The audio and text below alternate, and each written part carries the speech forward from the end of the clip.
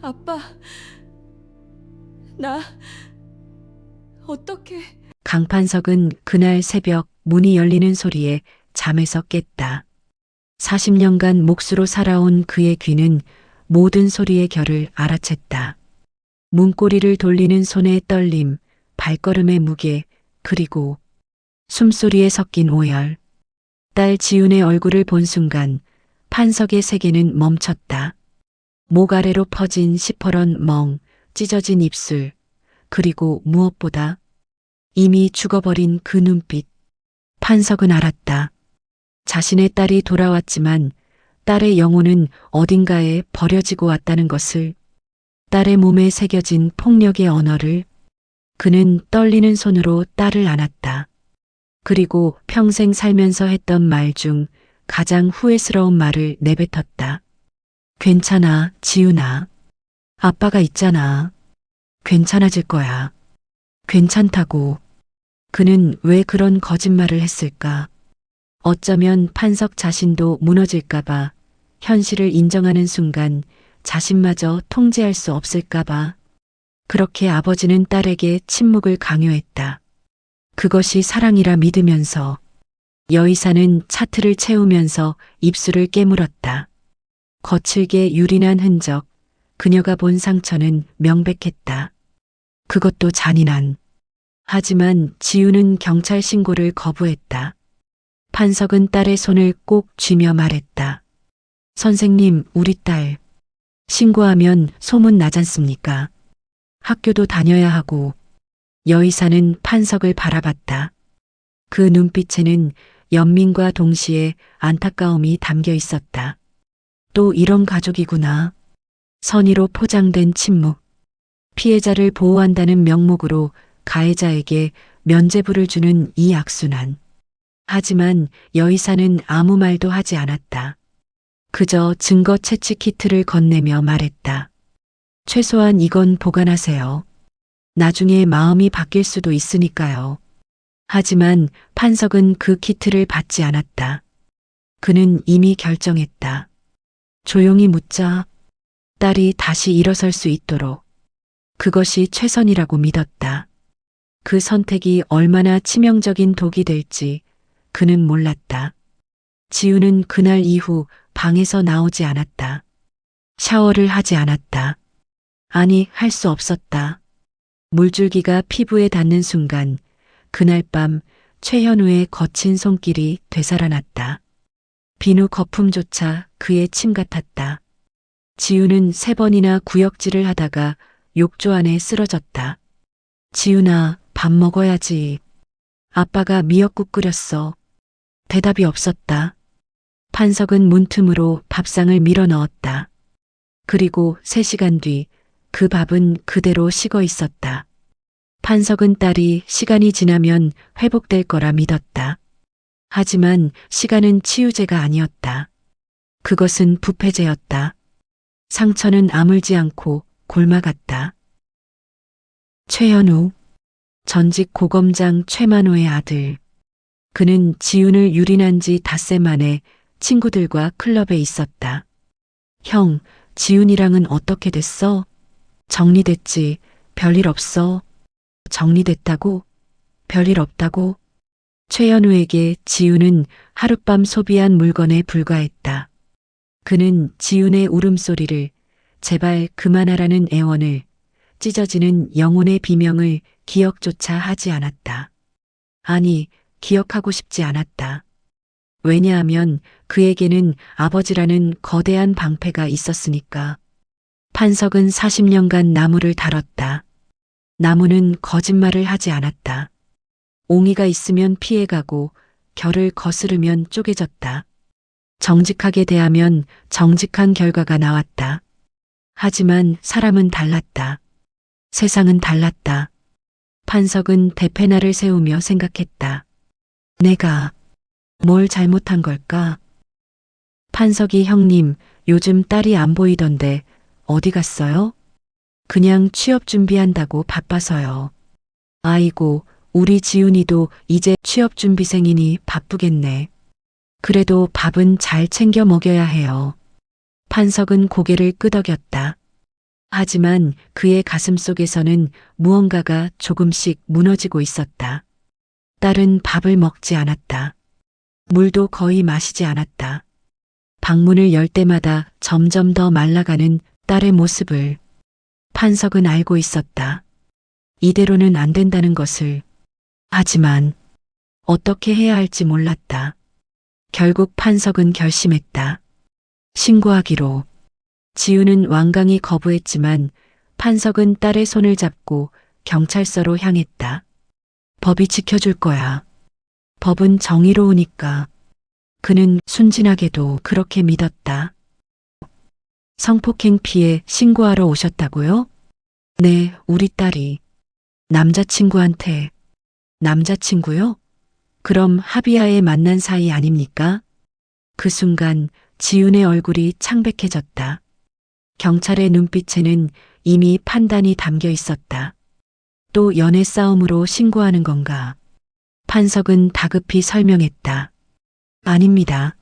강제로 폭행을 당한 겁니다. 증거 있습니까? 병원 진단서, 목격자, 녹음 파일 같은 거요. 그게 병원은 갔었는데 증거 키트는. 아버님, 이런 사건이 얼마나 입증하기 어려운지 아십니까? 특히 아는 사이면 더욱더. 합의 여부를 가리기가 쉽지 않아요. 지우는 그 자리에서 벌떡 일어났다. 경찰의 말투에서, 그 의심 가득한 눈빛에서 지우는 깨달았다. 아, 나는 피해자가 아니구나. 나는 의심받는 거짓말쟁이구나. 그녀는 판석의 손을 뿌리치고 밖으로 뛰쳐나갔다. 지훈아. 판석은 딸을 쫓아가려 했지만 그 순간 그는 알았다. 자신이 딸을 경찰서로 끌고 온 것이 오히려 두 번째 폭행이었다는 것을. 법은 지훈을 보호하지 않았다. 법은 그녀를 신문했다. 최만호. 35년간 검사로 일하며 법조계의 거미줄 같은 인맥을 쌓아온 남자. 그는 아들 현우가 사고를 쳤다는 연락을 받고도 눈썹 하나 까딱하지 않았다. 그에게 이런 일은 처음이 아니었다. 그래, 알았어. 피해자 신상은? 강지훈, 21세. 아버지는 목수, 어머니는 10년 전 사망. 별다른 배경 없습니다. 배경이 없다? 그럼 쉽네. 합의금 얼마 쥐어주면 되겠어. 최만호는 전화를 끊고 미소 지었다. 배경 없는 피해자. 그것은 그에게 쉬운 사건을 의미했다. 권력도, 돈도, 연줄도 없는 사람. 그들은 법정에서 이길 수 없다. 최만호는 그 사실을 누구보다 잘 알고 있었다. 최현우 측 변호사가 찾아왔다. 그는 가방에서 서류 뭉치를 꺼내며 판석에게 건넸다. 합의서 그리고 수표. 강판석 씨, 이렇게 하시는 게 모두에게 좋습니다. 소송 가면 몇 년 걸려요. 그동안 따님은 계속 법정에 나와야 하고 언론에도 나올 겁니다. 그럼 따님 인생은 끝나는 거예요. 우리 딸은 잘못한 게 없습니다. 잘못 안 했다고요? 따님이 먼저 술자리에 응했고 피고인 집까지 따라갔어요. CCTV에 다 찍혔습니다. 이게 법정 가면 어떻게 보일까요? 판석의 주먹이 떨렸다. 변호사는 계속해서 독을 뱉었다. 솔직히 말씀드릴게요. 우리 측 변호인단은 대한민국 최고입니다. 그리고 피고인 아버지는 제가 굳이 말씀 안 드려도 아시죠? 이거 끝까지 가시면 따님만 상처받습니다.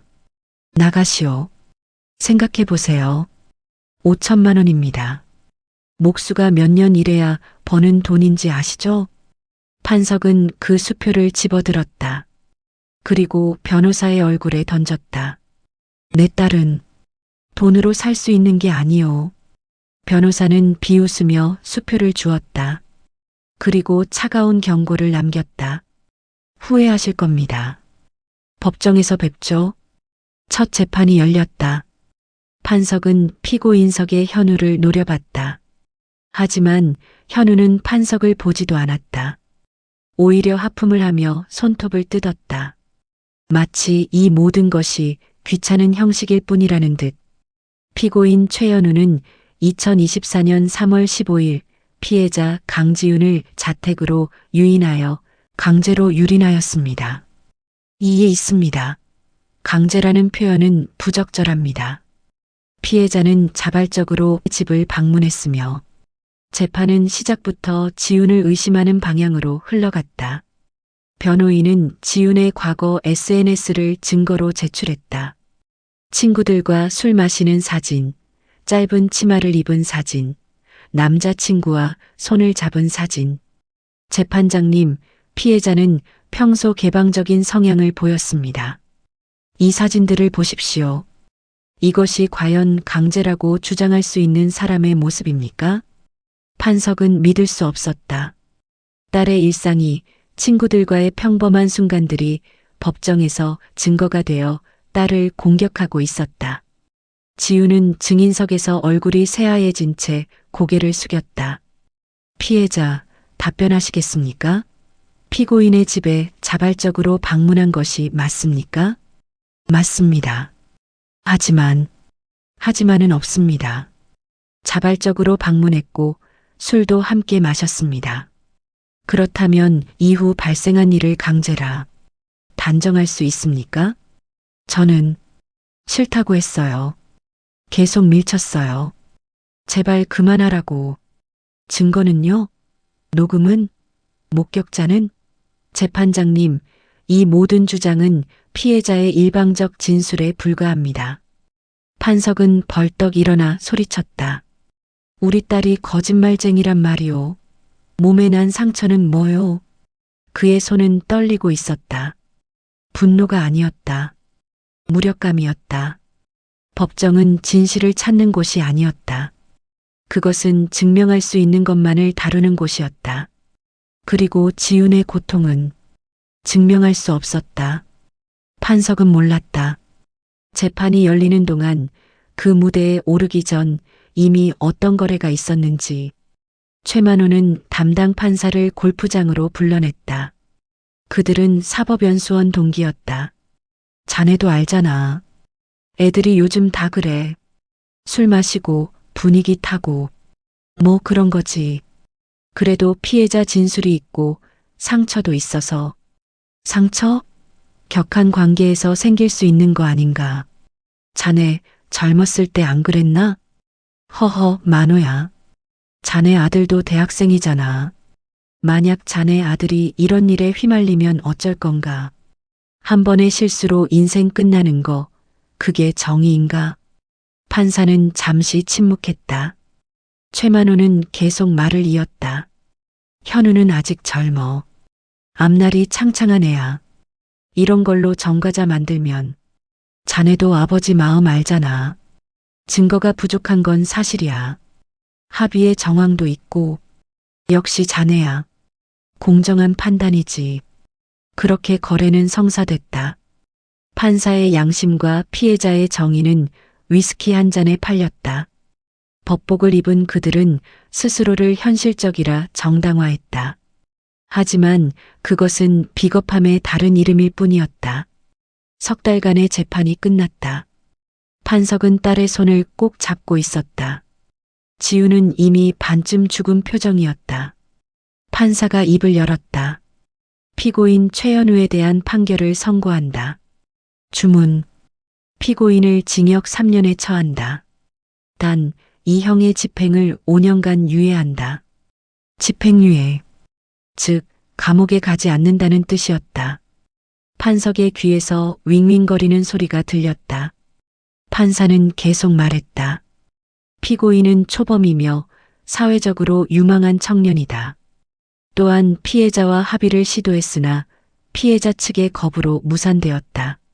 이에 법원은 피고인에게 재활의 기회를 주는 것이 타당하다고 판단한다. 재활의 기회, 유망한 청년. 그 단어들이 판석의 가슴에 비수처럼 꽂혔다. 판사는 덧붙였다. 다만 피해자에게도 일부 과실이 인정된다. 자발적으로 피고인의 집을 방문했고 음주 상태에서 명확한 거부 의사를 표현하지 못한 점. 그 순간 지훈이 무너졌다.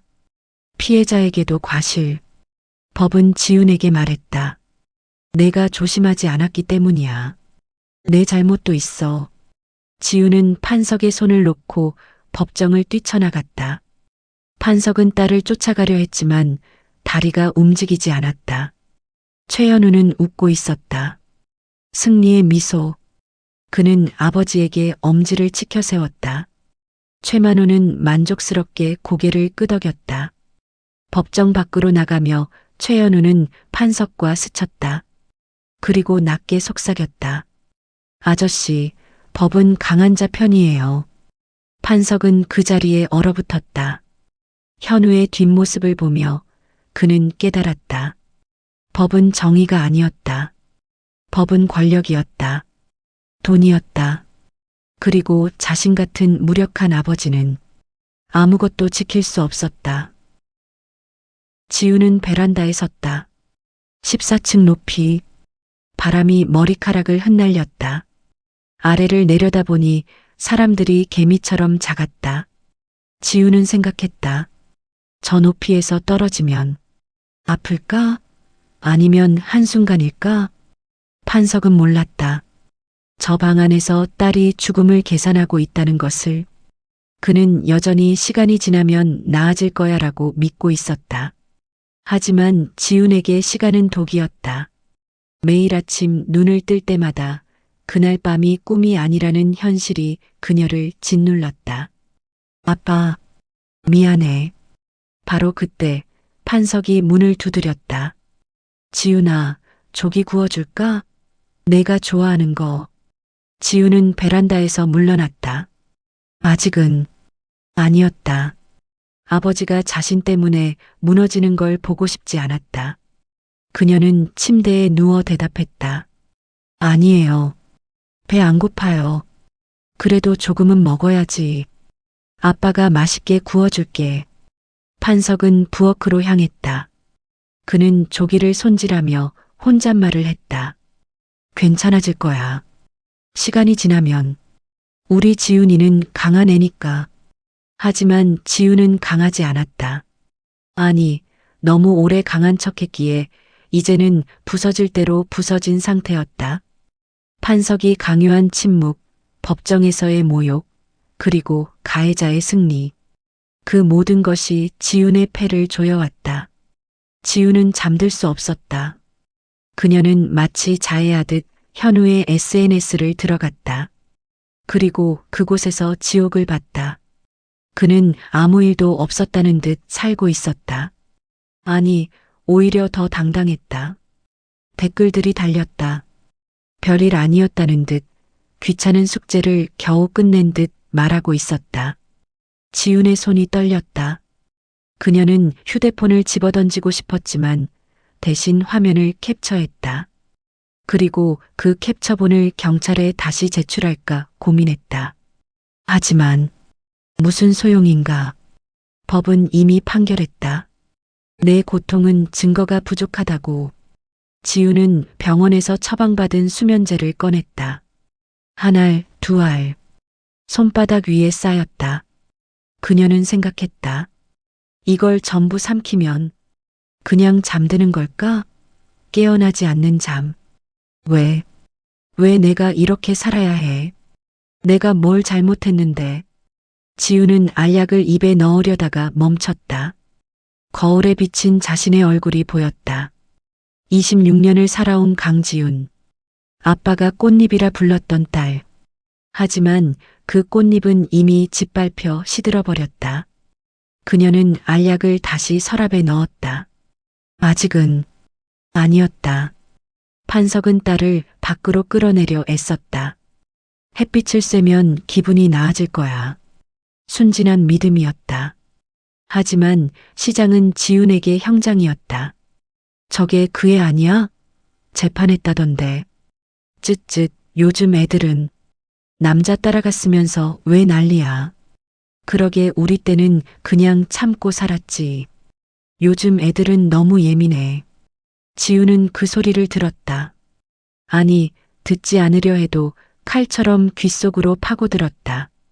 판석은 딸의 손을 꼭 잡으며 걸음을 재촉했다. 하지만 지훈의 얼굴은 이미 새하였다. 신경 쓰지 마. 지훈이는 아무 잘못 없어. 아빠, 집에 가고 싶어요. 판석은 딸을 집으로 데려왔다. 그리고 그날 밤 그는 처음으로 자신의 선택을 의심했다. 내가 딸을 밖으로 끌고 나온 게 옳았을까? 차라리 그냥 집에 있게 했어야 했나? 그날 밤 현우가 지훈에게 메시지를 보냈다. 마지막 비수를 꽂기 위해. 야, 강지훈 조심해라. 우리 또 마주칠 수 있으니까. 지훈은 그 문자를 보고 휴대폰을 떨어뜨렸다. 온몸이 얼어붙었다. 그는 다시 올 수 있다. 법이 허락했으니까. 지훈은 화장실로 달려가 토했다.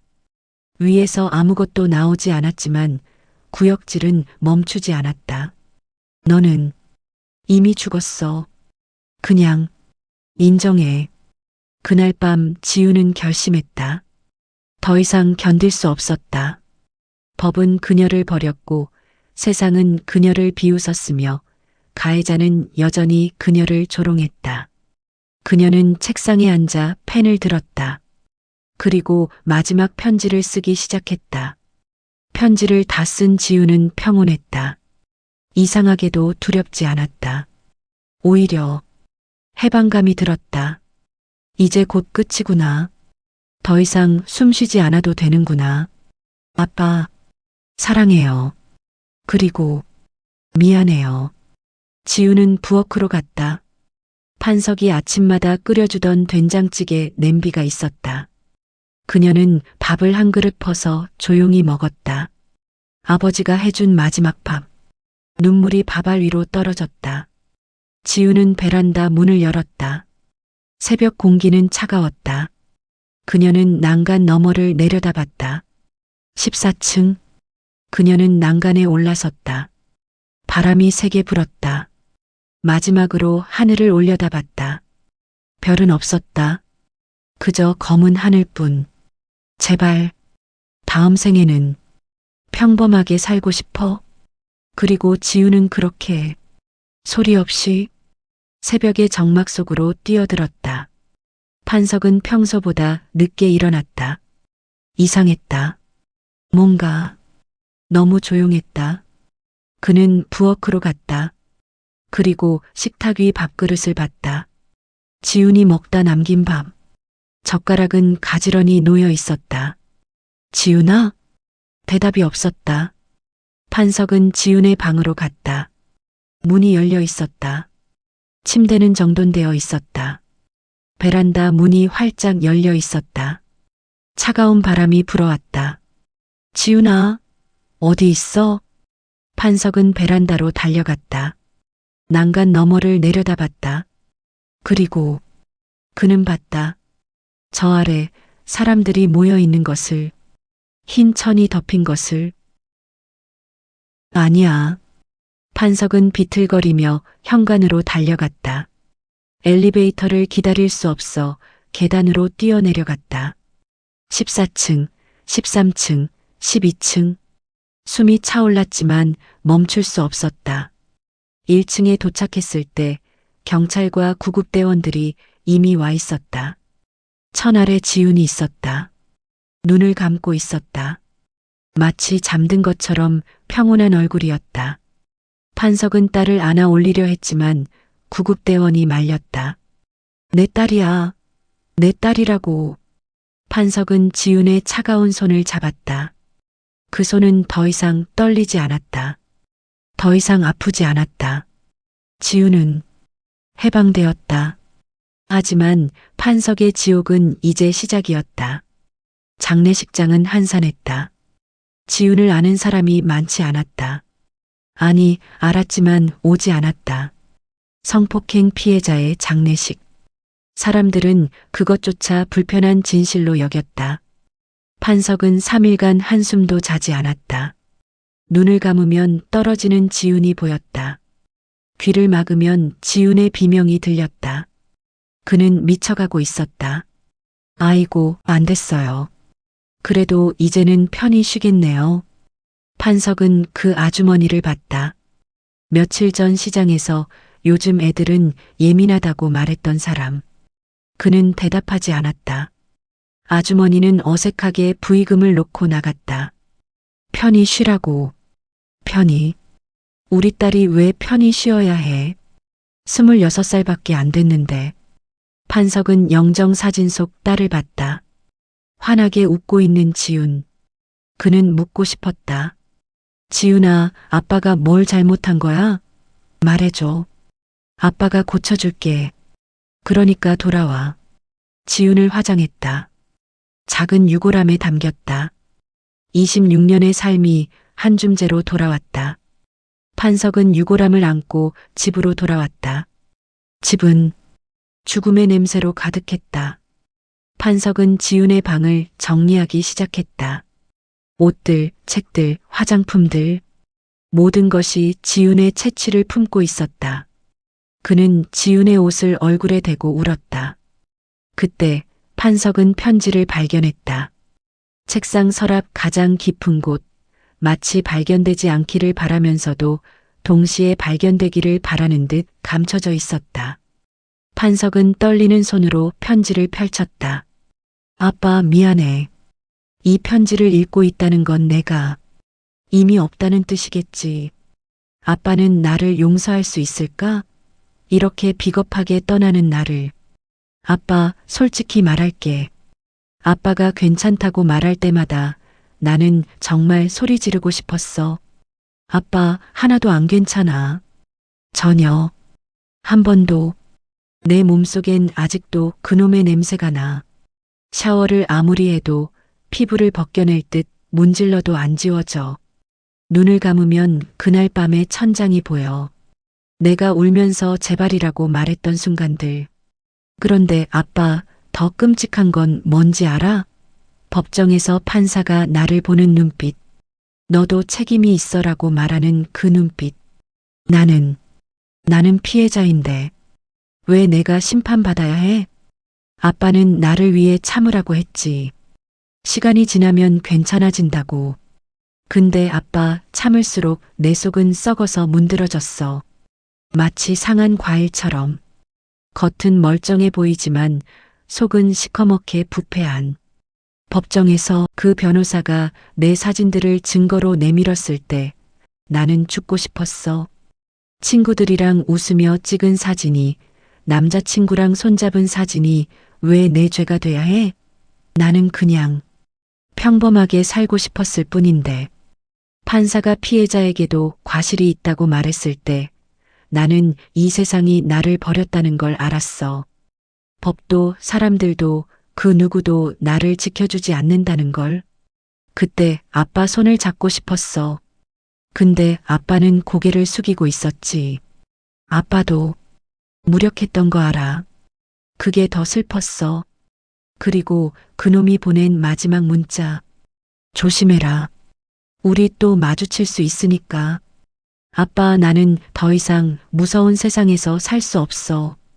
매일 밤 악몽에 시달리고 거리에서 남자만 봐도 심장이 터질 것 같고 내가 더러워진 것 같아서 피부를 긁어내고 싶고. 아빠, 미안해. 아빠가 괜찮다고 말해줬을 때 난 정말 괜찮아지고 싶었어. 아빠를 실망시키고 싶지 않았어. 그래서 웃으려고 노력했어. 밖에 나가려고 했어. 근데 안 되더라. 아빠, 나 이제 숨 쉴 힘이 없어. 매일 아침 눈 뜨는 게 고문이야. 사는 게 벌이야. 나는 그냥 쉬고 싶어. 아빠한테 부탁이 하나 있어. 나 잊어줘. 슬퍼하지 마. 이제는 아빠 인생을 살아. 아빠는 충분히 좋은 아버지였어. 내가 약했던 거야. 아빠 잘못 아니야. 아빠 딸이라서. 잠깐이지만 정말 행복했어. 아빠가 만들어준 작은 나무 인형 아직도 가지고 있어. 함께 묻어줘. 사랑해요, 아빠. 그리고 정말 미안해. 지훈이가. 판석은 울지 않았다. 울음도 나오지 않았다. 그저 짐승 같은 신음만이 목에서 새어나왔다. 그것은 언어가 아니었다. 영혼이 찢어지는 소리였다. 내가 죽였구나. 내가 우리 딸을 죽였어. 판석은 깨달았다. 자신이 딸에게 강요한 괜찮음이, 참아라는 말이, 시간이 약이라는 위로가 모두 독이었다는 것을. 지훈아, 아빠가 미안해. 아빠가 너를 지켜줬어야 했는데. 아빠가 싸웠어야 했는데. 하지만 후회는 소용없었다. 지훈은 돌아오지 않았다. 판석은 딸의 방 바닥에 누워 편지를 읽고 또 읽었다. 밤새도록. 그리고 동이 틀 무렵 판석의 눈빛이 변했다. 지훈아, 아빠가 틀렸어. 잊지 않을 거야. 아빠가 제대로 끝낼게. 그날 강판석은 죽었다. 40년간 정직하게 살았던 목수 강판석은 딸의 마지막 편지를 읽는 순간 죽었고 그 자리에 새로운 존재가 태어났다. 그는 밤새 잠을 이루지 못한 채 지훈의 편지를 읽고 또 읽으며 새벽을 맞았고 작업대 앞에 앉아 종이를 펼쳤다. 글씨를 쓸 줄은 알았지만 복잡한 계획 같은 것은 세워본 적이 없었던 그였지만 오늘은 달랐다. 40년 목수 인생에서 가장 중요한 작업을 준비해야 했으니까. 종이 위에 2개의 이름을 썼다. 최현우, 최만호. 그 옆에 주소를 적었다. 판석은 며칠 전 전화번호부와 인터넷 검색으로 알아낸 이 주소들을 동료 박 씨의 도움을 받아 확인했다. 왜 필요하냐는 질문에는 대답하지 않았다. 낡고 구겨진 서울 지도를 펼쳐 2 장소에 동그라미를 그리고 자신의 집에서 그곳까지 가는 길을 빨간 펜으로 그었다. 거리를 계산하고 시간을 계산했을 때 새벽에 출발하면 오전 안에 둘 다 처리할 수 있었다. 공구함을 열었다. 40년간 함께한 연장들이 그 안에 있었다. 망치, 대패, 정, 토. 하나하나 손에 들어 무게를 확인하고 균형을 잡아봤다. 이 도구들은 평생 나무를 다듬고 생명을 만들어 왔지만 이제는 다른 용도로 쓰일 것이다. 숫돌을 꺼냈다. 지익. 쇠가 갈리는 소리가 적막한 새벽을 갈랐다. 판석의 손은 떨리지 않았다. 40년간 수만 번 해온 동작을 몸이 기억하고 있었다. 새벽 5시 판석은 현우의 집 앞에 차를 세우고 쌍안경을 꺼냈다. 고급 빌라 입구를 관찰하며 경비의 움직임을 파악했다. 6시 교대, 세경비는 젊은 남자로 졸린 듯 하품을 했다. 7시가 되자 사람들이 드나들기 시작했고 8시 30분 정확히 현우가 나타났다. 운동복 차림에 이어폰을 끼고 있는 그 모습을 보는 순간 판석의 손이 핸들을 움켜쥐었다. 저놈이다. 딸을 유린한 짐승. 이틀을 관찰한 결과 현우의 패턴은 일정했다. 매일 아침 8시 30분에 조깅을 나가 1시간 정도 뛰고 돌아왔다. 만호의 로펌이 있는 32층짜리 고층 빌딩 1층 카페에서도 같은 작업을 반복했다. 창가 자리에 앉아 엘리베이터를 지켜봤고 9시 30분이 되자 고급 정장과 비싼 구두를 신은 만호가 나타났다. 딸을 죽음으로 몰아넣은 또 다른 짐승. 지하 주차장 입구를 확인하고 CCTV 사각지대를 찾았다. 기둥 뒤 그곳이면 가능했다. 이틀 더 관찰한 끝에 판석은 결정했다. 모레 아침 현우 먼저, 그 다음 만호. 마지막 밤을 목공소에서 보내며 연장들을 점검했다. 망치의 무게, 대패의 날, 정의 끝부분. 모두 완벽했다. 어두운 색 작업복과 모자, 장갑을 챙겼지만 지문을 남기지 않기 위해서가 아니었다. 어차피 숨길 생각은 없었고 그저 손에 피가 직접 묻는 게 싫었을 뿐이다. 지훈의 사진을 가슴 주머니 심장 가까이에 넣고 유골함도 챙겼다. 함께 가야 했다. 지훈아, 내일이면 다 끝나.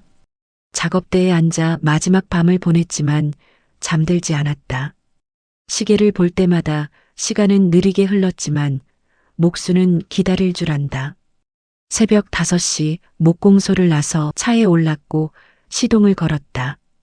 엔진 소리가 고요한 새벽을 깼지만 판석의 손은 떨리지 않았다.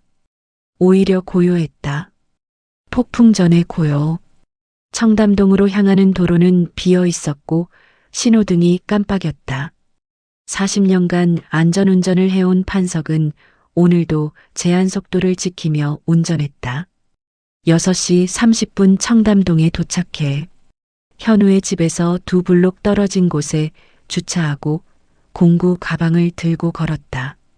무거웠지만 표정에 내색하지 않았고 그저 일하러 가는 목수처럼 보였다. 건물 맞은편 골목에 숨어 벽에 기댄 채 기다렸다. 8시 20분 공구 가방을 열고 망치를 꺼내 손에 쥐었다. 익숙한 무게. 8시 30분 정확히 현우가 나타났다. 스트레칭을 하고 가볍게 몸을 푼 뒤 뛰기 시작했고 판석은 멀찌감치 뒤를 따랐다. 음악에 빠져있던 현우는 뒤를 돌아보지 않았다. 한적한 골목, CCTV가 없는 곳으로 접어들었을 때 판석은 걸음을 빨리 했다. 5m, 3m, 1m. 판석이 현우의 어깨를 잡았다. 이어폰을 빼고 돌아본 현우는 처음엔 누군지 몰랐지만 곧 기억이 떠올랐고 얼굴이 굳었다. 아, 아저씨? 왜? 판석의 주먹이 날아갔다. 뚝! 코뼈가 부러지는 소리와 함께 현우가 비틀거렸고 피가 흘렀다. 소리를 지르려는 순간 판석이 거친 손으로 입을 막았고 망치를 들어 올렸다. 공포가 현우의 눈을 가득 채웠지만 판석은 주저하지 않았다. 우리 딸도 이렇게 아팠을 거야. 몇 분 후 골목을 빠져나온 판석의 손에 든 망치에는 흔적이 남아 있었다. 공구 가방에 넣고 차로 걸어갔고 뒤에서 미약한 신음소리가 들렸지만 돌아보지 않았다. 테헤란로로 향해 9시 20분 만호의 로펌 지하주차장에 도착했다. 무슨 일이십니까? 32층 로펌에 에어컨 수리 왔습니다. 작업복 입은 늙은이와 공구 가방을 본 경비는 의심할 이유가 없다는 듯 고개를 끄덕였다. 기둥 뒤 사각지대로 간 판석은 숨을 죽이고 기다렸다. 9시 30분 엘리베이터 소리가 울리고 만호가 혼자 나왔다. 고급 세단으로 향해 리모컨을 꺼내는 순간 판석이 움직였다. 기둥 뒤에서 나와 만호의 어깨를 잡았고 깜짝 놀라 돌아본 만호의 얼굴이 순간 창백해졌다. 판석은 만호를 기둥 쪽으로 밀었고 등이 기둥에 부딪혔다.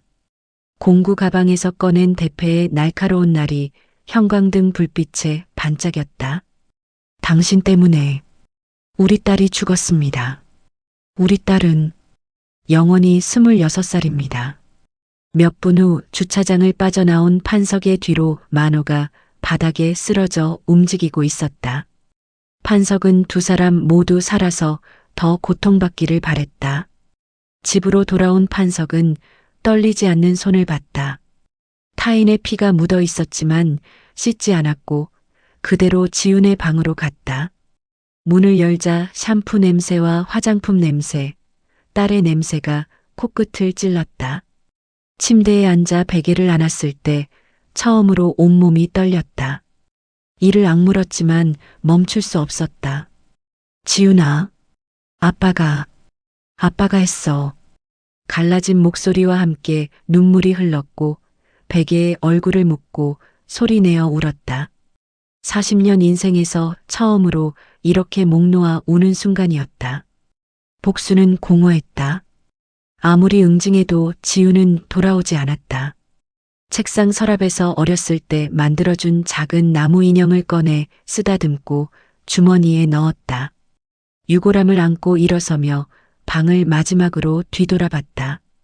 뉴스에서 현우와 만호의 연쇄 폭행 사건이 보도됐지만 TV를 껐다. 만약에 아빠가 그때 제대로 싸웠더라면, 법이 제대로 심판했더라면, 너는 살아있을 수 있었을까? 판석은 천천히 일어나 차에 올라 시동을 걸었다. 그리고 경찰서로 향했다. 손에는 증거인 공구 가방과 지훈의 편지가 들려 있었고 유골함은 차에 두고 왔다. 한 계단 한 계단 무거운 발걸음으로 계단을 올랐다. 자동문을 열고 민원실로 들어가 경찰관에게 다가가 공구 가방을 창구 위에 올려놓았다. 무슨 일이십니까? 자수하러 왔습니다. 어제 최현우와 최만호를 폭행했습니다. 증거는 이 안에 있습니다. 가방을 열자 아직 씻지 않은 망치와 대패가 드러났고 경찰관의 얼굴이 굳으며 무전기를 집어들었다. 몇 분 후 형사 2명이 와서 장갑을 끼고 망치를 들어 올렸다. 이름이 강판석입니다. 이미 보고받은 듯 고개를 끄덕이던 형사가 수갑을 꺼내 판석의 손목에 채웠다. 찰칵 차가운 쇠의 감촉, 판석은 저항하지 않고 고개를 끄덕였다. 조사실로 향하는 복도를 걸으며 창밖을 봤다. 햇빛이 눈부셨다. 지훈도 이런 햇빛을 봤을까? 형사는 녹음기를 켜고 빨간 불이 들어온 것을 확인한 뒤 서류를 펼치고 펜을 들었다. 강판석 씨, 진술 시작하겠습니다. 2024년 7월 5일 당신이 한 일을 설명해 주십시오. 새벽 5시에 집을 나섰습니다. 청담동으로 갔습니다. 최현우를 기다렸습니다. 8시 30분 현우가 조깅을 나왔습니다. 저는 뒤를 따라갔습니다. 한적한 골목에서 망치로 무릎을 쳤습니다. 왜 그랬습니까? 그놈이 우리 딸을 유린했으니까요. 그 다음은 테헤란로로 갔습니다. 최만호의 로펌 지하주차장에서 기다렸습니다. 9시 30분 만호가 나타났습니다. 대패로 팔을 그었습니다. 최만호는 왜? 그자가 재판을 조작했으니까요. 권력으로 법을 짓밟았으니까요. 형사가 펜을 내려놓고 오랫동안 판석을 바라보다 한숨을 쉬었다. 강판석 씨 따님 사건 알고 있습니다. 그래도 이건 법이 해주지 않았습니다. 법은 가해자의 미래를 걱정했습니다. 우리 딸의 고통은 증거가 부족하다고 했습니다. 그래도 사적 복수는 알고 있습니다. 그래서 제가 여기 온 겁니다. 형사는 더 이상 말하지 못했고 3시간 동안 계속된 조사에서 판석은 모든 것을 진술했다. 계획한 과정, 실행한 방법, 사용한 도구, 숨기지도 변명하지도 않았다. 조사가 끝나고 유치장으로 이송된 판석은 침대에 앉았다. 창문이 없어 햇빛이 들어오지 않는 어두운 방에서 눈을 감았다. 환하게 웃는 지훈이 떠올랐다. 지훈아, 아빠 이제 제대로 벌 받을 거야. 2주가 흘러 재판일이 왔다. 법정은 사람들로 가득 찼지만 웅성거림 하나 없이 묵직한 침묵만이 흘렀다. 수척한 얼굴로 피고인석에 앉은 판석의 눈빛은 여전히 또렷했고 방청석의 수많은 얼굴들은 동정과 연민과 슬픔이 담긴 눈빛으로 그를 바라봤다. 재판장이 입장하고 모두가 일어섰다 앉았다. 피고인 강판석에 대한 재판을 시작하겠습니다. 피곤한 얼굴의 중년 검사가 일어나 회색 정장을 여미며 서류를 읽었다. 피고인 강판석은 2024년 7월 5일 피해자 최현우 씨를 흉기로 폭행하여 중상해를 입혔습니다. 같은 날 피해자 최만호 씨 역시 흉기로 폭행했습니다. 이는 명백한 계획 범죄이며 특수상해에 해당합니다. 검찰은 피고인에게 징역 5년을 구형합니다. 방청석은 여전히 조용했다. 재판장이 국선 변호사를 봤다. 피고인 측 변호인 의견 있습니까? 떨리는 목소리로 일어선 젊은 여성 변호사가 입을 열었다. 피고인은 극심한 정신적 고통 상태였습니다. 딸을 잃은 슬픔 그리고 판석이 일어서며 변호사를 보고 고개를 저었다. 아닙니다. 재판장님, 제가 직접 말씀드리겠습니다. 재판장은 잠시 고민하다 고개를 끄덕였다. 허가합니다. 피고인 진술하십시오. 천천히 일어선 판석의 다리가 후들거렸지만 똑바로 섰다. 방청석의 수백 개 눈이 자신을 보는 것을 느끼며 깊게 숨을 들이마셨다. 재판장님, 그리고 여기 계신 모든 분들, 저는 잘못했습니다. 법을 어겼습니다. 두 사람을 계획적으로 폭행했습니다. 다치게 했습니다. 그것에 대해서는 변명하지 않겠습니다. 당연히 벌을 받아야 합니다. 판석의 눈에서 눈물이 흘렀고 목소리가 떨렸다. 하지만 재판장님, 하나만 묻겠습니다. 판석이 주먹을 쥐자 손톱이 손바닥에 박혔다. 법이 제 딸을 지켰습니까? 제 딸 강지우는 법을 믿었습니다. 용기 내어 신고했습니다. 무서워도 재판을 받았습니다. 하지만 법정은 제 딸을 의심했습니다. 피해자에게도 과실이 있다. 그렇게 말했습니다. 제 딸이 무슨 과실을 범했습니까? 남자를 믿은 게 과실입니까? 친구들과 사진 찍은 게 과실입니까? 평범하게 산 게 과실입니까? 권력 있는 가해자는 집행유예를 받았습니다. 미래가 창창하다고, 초범이라고, 재활의 기회를 줘야 한다고 판석이 주먹으로 가슴을 쳤다. 쿵! 소리가 법정에 울렸고 온몸이 떨렸다. 제 딸의 미래는요? 26살에 스스로 목숨을 끊은 제 딸의 미래는 누가 책임집니까? 무릎을 꿇고 법정 바닥에 이마를 댄 채 울었다. 저는 40년간 법을 믿었습니다. 정직하게 살면 법이 지켜줄 거라고 믿었습니다. 하지만 법은 강한 자의 편이었습니다. 방청석은 조용했고 누군가 코를 훌쩍이는 소리만 들렸다. 천천히 일어선 판석이 고개를 숙였다. 그래서 저는 제 방식으로 심판했습니다. 법이 하지 않으니까, 법이 못하니까. 재판장님, 저를 벌하십시오. 응당한 벌을 내려주십시오. 하지만 제발 기억해 주십시오. 강지윤을, 법이 지키지 못한 제 딸을. 주머니에서 꺼낸 지윤의 사진을 높이 들어 올려 모두에게 보였다. 환하게 웃고 있는 지윤. 그리고 생각해 주십시오. 만약 법이 제대로 심판했더라면 제 딸은 지금 살아있을 수 있었을까요? 법정이 정적에 휩싸였고 아무도 움직이지 않았다. 판석은 사진을 가슴에 품은 채 앉았고 방청석에서 조용히 우는 소리가 들렸다. 많은 사람들이 눈물을 닦았지만 아무도 소리내지 않았다. 재판장은 말없이 오랫동안 판석을 바라보다 고개를 숙였다. 그의 눈가도 붉어져 있었다.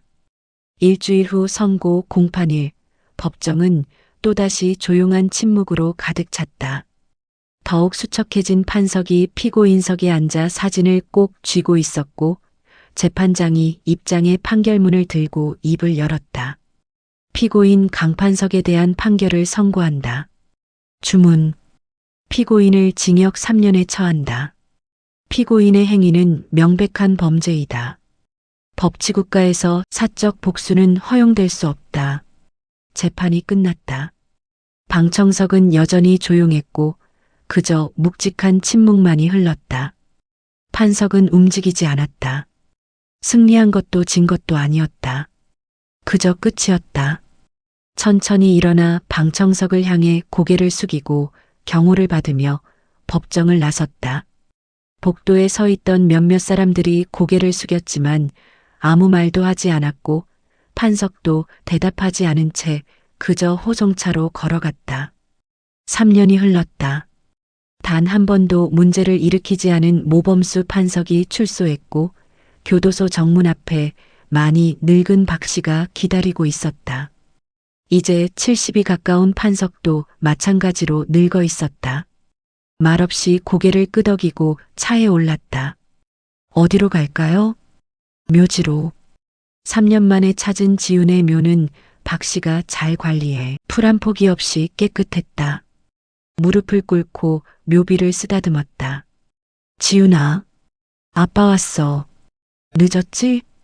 바람이 불고 붉은 나뭇잎이 떨어지는 가을날, 3년간 간직한 낡고 구겨진 사진을 꺼냈다.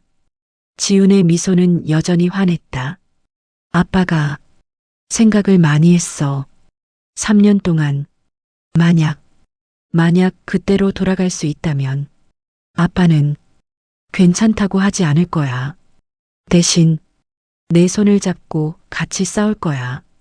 법이 제대로 심판했더라면 너는 지금 29살이었을 텐데 결혼도 하고 아이도 낳고 행복하게 살고 있었을 텐데. 오랫동안 묘 앞에 앉아 있다가 석양이 묘비를 붉게 물들이자 천천히 일어섰다. 묘비를 마지막으로 쓰다듬었다. 지훈아, 아빠는 이제 너를 기억하며 살 거야. 그게 아빠가 할 수 있는 전부야. 강판석은 출소 후 조용히 살았다. 다시는 목공일을 하지 않았고 대신 작은 식당에서 설거지를 하며 생계를 이어갔으며 매주 토요일 빠짐없이 딸의 묘를 찾았다. 최연우는 재심 끝에 징역 10년을 선고받아 현재 복역 중이고 최만호는 변호사 자격이 박탈됐으며 재판 방해 혐의로 징역 2년을 선고받았다. 그러나 세상은 변하지 않았다. 성폭력 피해자들은 여전히 의심받고 권력 있는 가해자들은 여전히 가벼운 처벌을 받으며 피해자들은 여전히 홀로 싸운다. 이 이야기는 끝났지만 현실은 계속된다. 우리는 묻는다. 만약 법이 제대로 심판했더라면, 만약 우리가 피해자의 말을 믿었더라면, 괜찮다는 말 대신 함께 싸웠더라면, 그들은 살아있을 수 있었을까?